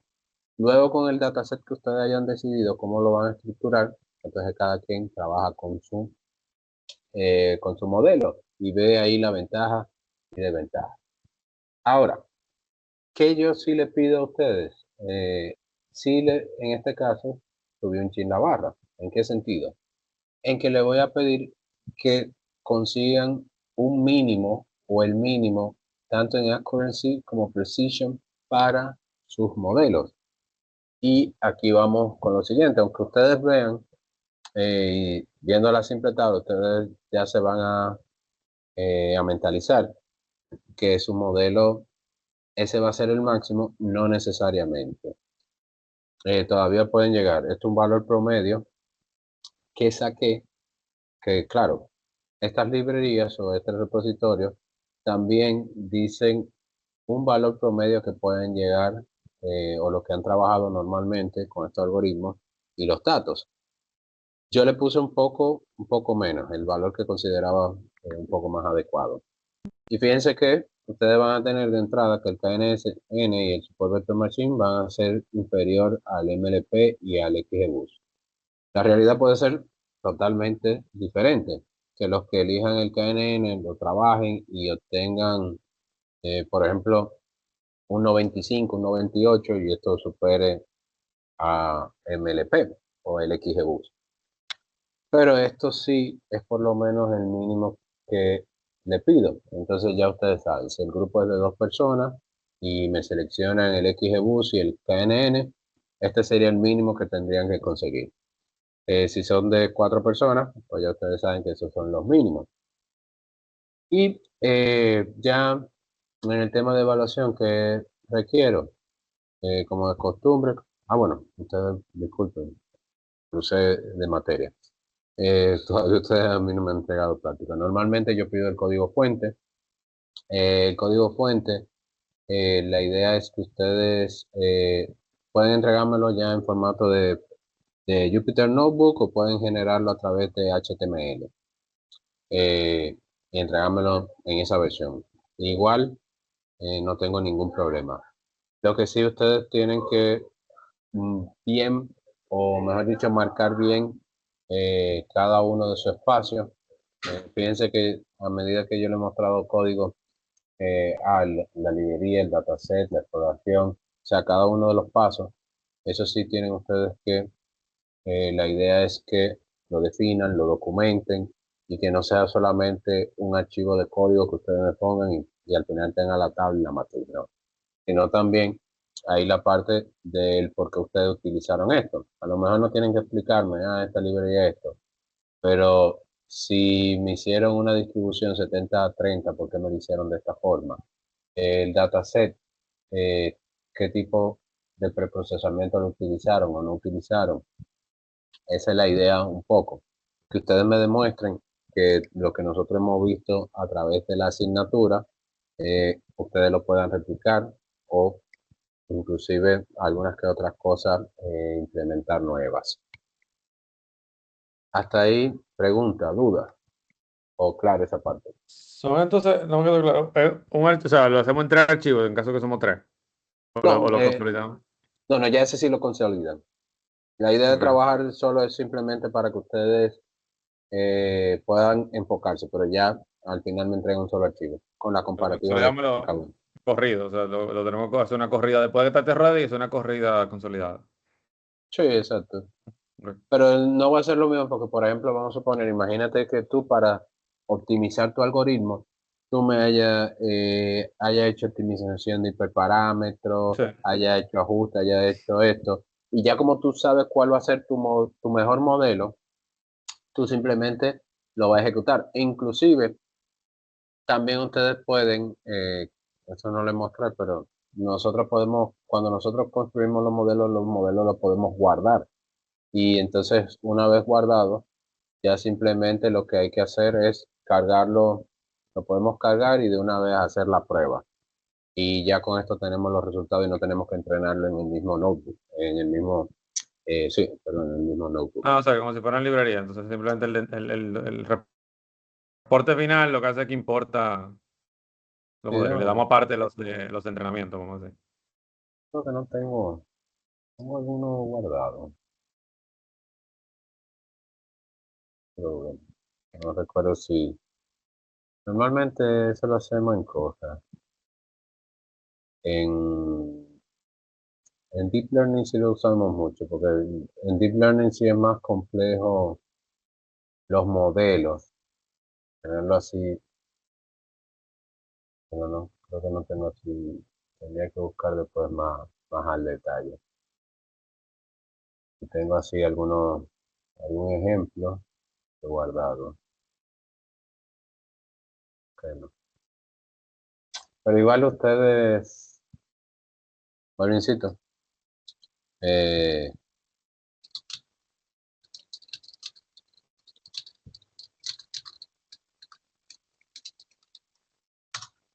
a ver si me va el código. Aunque le debí decir que el modelo que tenía ahí. Ya, él entendió. Excelente. Fíjense aquí, yo puedo utilizar la librería de JobLib. Aquí una vez entreno el modelo y ya después lo que yo hago es que este modelo que está alojado en un archivo, llevo el archivo, cargo el archivo y listo. Y ahí, por ejemplo, no tengo que el modelo entrenarlo, solamente utilizarlo para la parte eh, de prueba. Entonces, como ya todos van a utilizar, tienen que utilizar la misma prueba para ver cuál es el mejor modelo, pues ya ahí no hay problema. Que ese también. Si lo quieren entrenar, pues puede haber una diferencia, pero la diferencia va a ser mínima, porque vamos a suponer, ustedes saben que cada vez que uno activa el Colab, el entorno que uno tiene es un entorno que varía, dependiendo de la disponibilidad que hay. Ahora, si ustedes lo entrenan también, si lo entrenan local, ahí sí va a haber también más diferencia, porque va a depender mucho de su equipo. Y esto, aunque no lo creas, muestra diferente. Por eso, por ejemplo, los tiempos, cuando uno compara modelos, hay que tener mucho cuidado de decir que este es más rápido que otro al momento de entrenar, porque va a depender mucho si ustedes están utilizando la misma computadora, las mismas librerías, los mismos recursos y demás. Que eso siempre uno tiene cuidado de no decir que este modelo es más rápido que otro, por ese sentido. Sí puede hablar computacionalmente costoso por el tema de los recursos que necesita para él ejecutarse, pero no hablar mucho de tiempo, eso sí. Pero bueno, esto también igual es una alternativa que pueden tener. Eh, ¿Alguna otra pregunta o duda? Maestro, una pregunta y una aclaración. Ujú. Eh, ¿Usted va a dar otra asignatura de la maestría? Sí, yo me quejo con Renato porque él mínimo cree que yo soy hijo, que ustedes son hijos míos porque yo lo llevo, ya me enteré, creo que me toca Deep Learning, después me toca, No, ahora le vamos a pedir ser sus hijos. Usted tiene que dar laboratorio porque si la teoría es tan buena y tan bacana como usted la está dando, y bien entendible y digerible, yo entiendo que el laboratorio sería perfecto para nosotros. O sea, no estoy criticando el no, laboratorio con no, Alvin, pero veo que va muy de la mano todo lo que usted dice con un perfecto laboratorio. Y lamentablemente el caso, o sea, no es tan... Yo he entendido más a nivel de teoría y me da lo mismo lo que piensan los demás. Yo he aprendido más a nivel de teoría que la práctica en sí. Y el laboratorio es para practicar esta teoría, ¿me entiendes? Entonces, me gustaría decir que Renato no quiere saber de nosotros, lamentablemente el caso, también. porque le hemos exigido bastante, porque él cree que nosotros somos un grupo cualquiera, y no somos un grupo cualquiera, somos un grupo que decidimos hacer esto para aprender de verdad, y eso se lo digo con honestidad. Y esas son las quejas de nosotros con la maestría y con Intel, y con el propio Renato. Incluso no nos contesta llamada, nosotros lo llamamos, porque nosotros le hemos exigido bastante. hemos sido duros en eso, en exigiéndole. Entonces, yo veo, oye, me siento literalmente, y creo que la mayoría tiene que estar conmigo en esto, me siento, mire, que usted ha sido el mejor de todos los profesores, a excepción de otro que por ahí, que nos mató en práctica, pero era bueno también. Entonces yo entiendo que el laboratorio tiene que estar obligado, alineado a eso. Si me da un deep learning sin un laboratorio, así como usted lo está explicando, no tiene sentido que usted me dé una teoría y el laboratorio no vaya muy de la mano con esa teoría que usted está dando, que para mí es excelente. Y que me excusen los demás y los maestros y quien sea, pero es mi pensamiento. No, gracias, Kelvin. No, No se preocupe, porque como este es el primer, a lo que le decía, lo que pasa es que yo soy muy de la escuela de que entiendo que cada quien le puede enseñar algo diferente. Si se encuentran con un solo profesor, se envician. A mí no me gusta que se envicien con lo que yo sé, porque en este tema de inteligencia artificial hay muchas cosas. Eh, sí sé que, claro, tengo muchas cosas que les puedo enseñar a ustedes porque como les mencionaba, yo vengo trabajando desde el 2019 en estos temas, pero no solamente, como lo trabajo mucho, temas de investigación, bueno, inclusive por ahí tengo unos proyectos de investigación que sometí todos, y toda la parte mía es por inteligencia artificial, modelo. Y sé que puedo enseñarle muchas cosas, pero es lo que le digo, a mí no tampoco que me gusta que se envicien.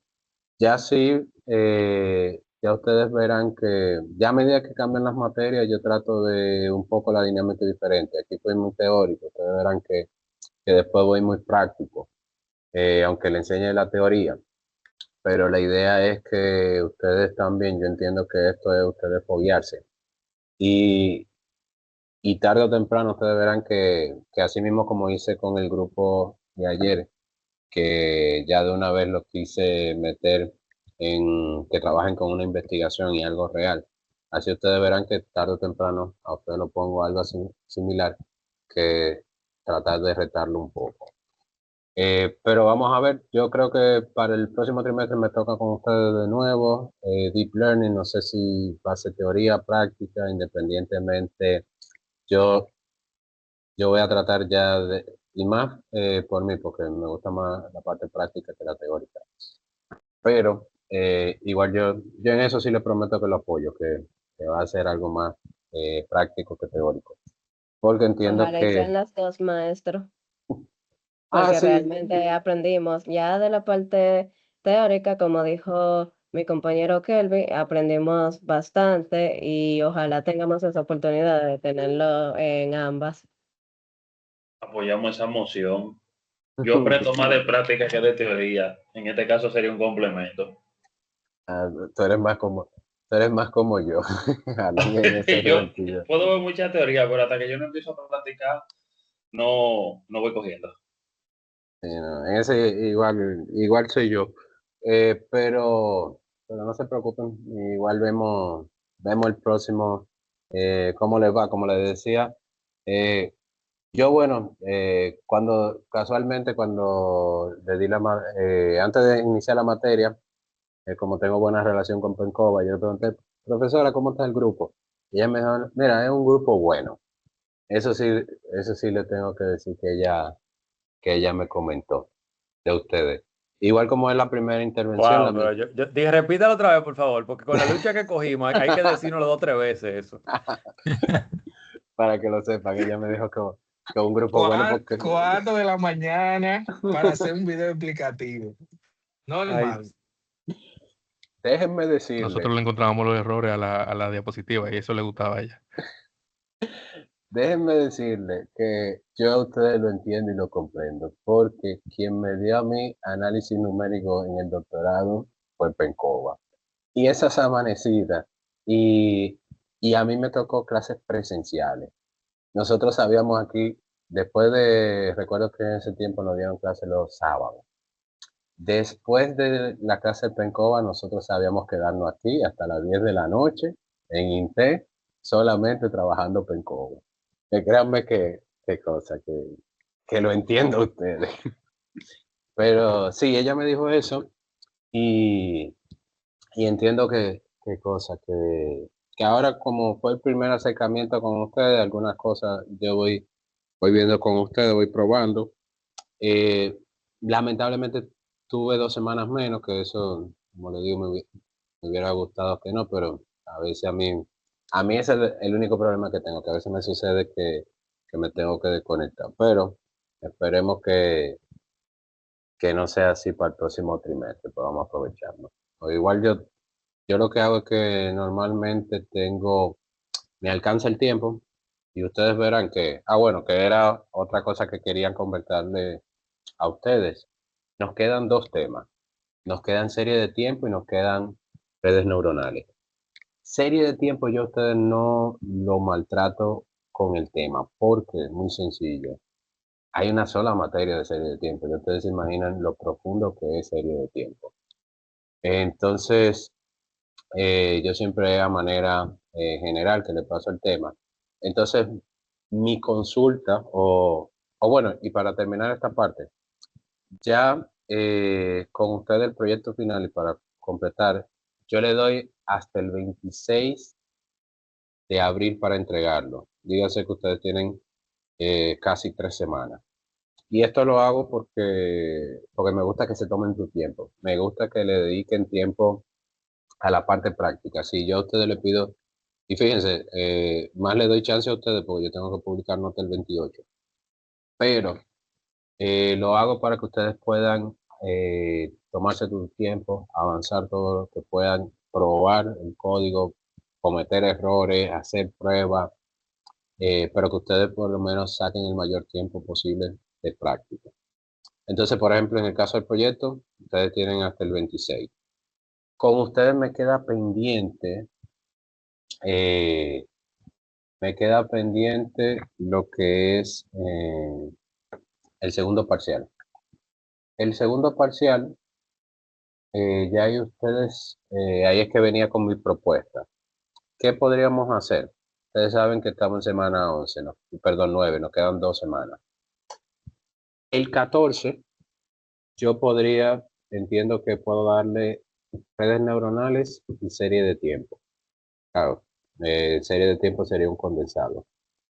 Y entonces, programarle a ustedes el segundo parcial para el martes 21. Igual, el mismo formato, le dejo el día.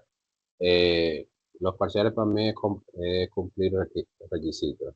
A mí, yo entiendo que ustedes más me mostrarán que aprendieron con el proyecto final. Pero igual, como les decía, hay que cumplir con el requisito. Entonces, esa sería mi primera propuesta. La otra propuesta es separar las clases. El 14 le doy redes neuronales. El 21 vemos serie de tiempo. Y el examen se lo programaría para el fin de semana. Lo único que no me gusta es que ustedes van a tener el examen y van a tener el proyecto final. Entonces, se me pueden desviar un poco del proyecto final. Eso es lo único que no me gusta de esa propuesta. Pero igual, yo siempre estos cambios, esos ajustes, me gusta consensuarlo con ustedes. Entonces, ahí le doy la palabra a ustedes para que me den su retroalimentación, qué opinan, qué consideran, cómo, cómo nos organizamos.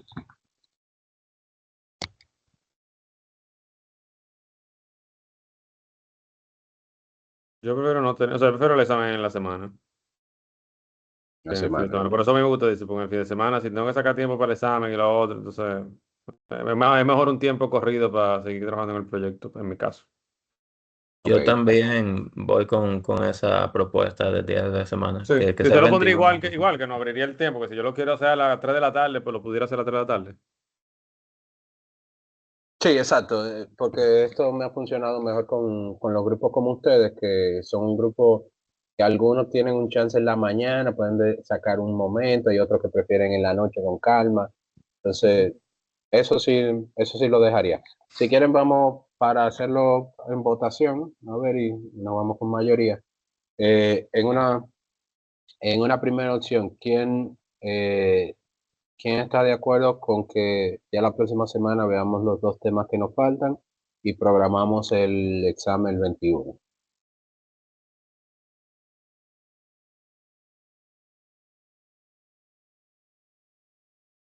Ya veo que no, ya no hay que siquiera preguntar la otra. Ya veo que todos están de acuerdo. No hay problema. Pues entonces vamos a hacerlo de esta forma.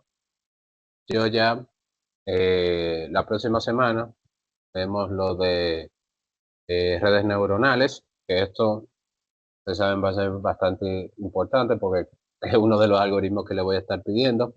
Serie de tiempo lo vamos a ver. Yo le voy a dar a ustedes un overview de todo, pero sin embargo no, le voy a poner información adicional para que ustedes, si les interesa, puedan entonces leer a su tiempo y igual descargarla, verla y, y tomar ya el tiempo adecuado. No sé, ahora que en esta semana es que me pondré al día, no sé si todos ya han completado los quiz de Fuse, si faltan. A ver, aquí yo puedo verlo. Sí, veo que todavía faltan. Los quiz, señores, también igual lo puse al último día. Están para el 26, para el 26, que también ustedes ahí tienen tiempo para administrar. Creo que, Alan, ¿tienes alguna pregunta? Porque se quedó abierto. Perdón, se me quedó la mano Ah, arriba. ok. Ah, no pasa nada. También veo a Donis. No sé si el mismo caso. Ah, ok. Pues entonces, ¿sí, Adonis? Ah, ok. En esa lista, yo tengo un juicio específico, quería saber si yo Eh, se tiene disculpa que se está cortando. ¿Me podrías repetir? ahora, ¿me escuchan mejor? Sí, ahora sí. Le comentaba que como veo en la lista, usted tiene quizzes en específico, pero quería saber si para el 26 es todos en general, porque ya yo había subido la captura de los quizzes que están en esa lista. Ah, no. En mi caso, yo con ustedes solamente eso es específico. Ok.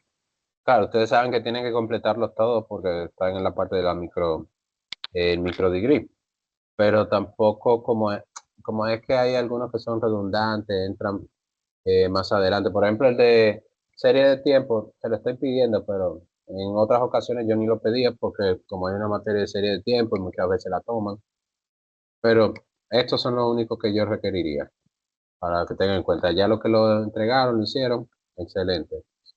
Eh, para que entonces así también lo tengan pendiente que para el 26. Y bueno, cuando le digo el 26, realmente es para yo el lunes es que comienzo a revisar el material y ya lo que ustedes me han entregado. Pero Una pregunta, profe. Sí, ¿Cuál es la captura que hay que poner aquí sobre los quizzes? ustedes tienen, por ejemplo, yo tengo, lo que pasa, la visualización mía es diferente a la de ustedes, pero les muestro un poco. Si yo, por ejemplo, busco los quiz, que la idea es más eh, ayudarme a revisarlo. O sea, más que revisarlo, ayudarme a tomarlo. Pero fíjense que aquí yo tengo los quiz que ustedes tienen, quienes lo han tomado, cada uno. Pero entonces, por ejemplo, tengo que entrar al VScore. Esta es una forma, hay otra, exportarlo, si quiero filtrarlo, o ver cada uno cómo lo realizó.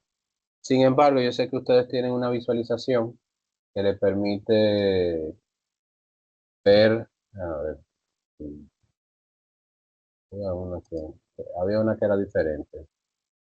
Hay una visualización que le permite a ustedes ver todos los quiz que han hecho y entonces esa es más la que me interesa que ustedes puedan enviarme. Ustedes simplemente, hicieron los quiz, pues entonces me muestren. Donde se ven aprobado, por ejemplo. Exacto. Eh, En esa misma línea, ¿usted corrige los quiz por completado o por la nota de los quiz? Porque, por ejemplo, hay Completado. algunos que... Ah, nítido. Por eso no te preocupes, porque esto es más, como le decía, Si ustedes se fijan, cuando yo abrí, aquí ellos tienen total score, pero aquí esto es lo que me interesa a mí, que ustedes lo tengan aprobado. No, no me interesa si lo pasaron con el máximo, con el mínimo, es simplemente que lo tengan completado. Nítido.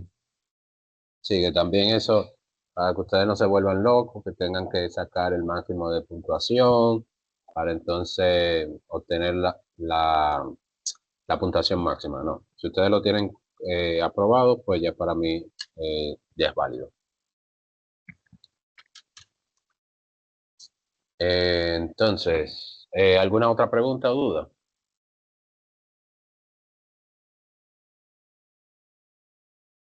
Creo que con ustedes, exacto, Todo claro, profesor. perfecto. Pues, no, de mi parte, esto es lo que le tenía ya pensado con ustedes.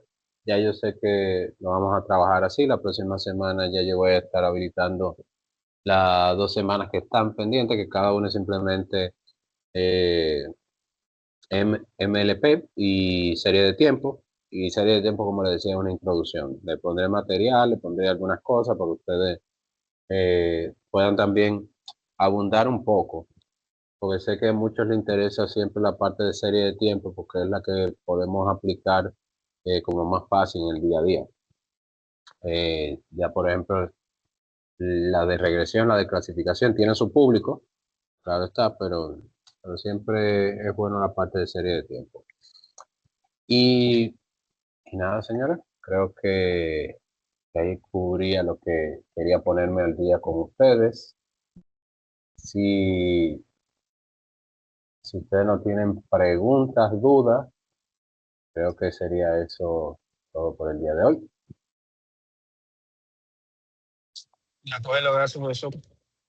¿Ah? A ustedes por su tiempo y su atención. Entonces nos veremos la próxima semana y cualquier duda o pregunta que tengan, saben que me pueden contactar.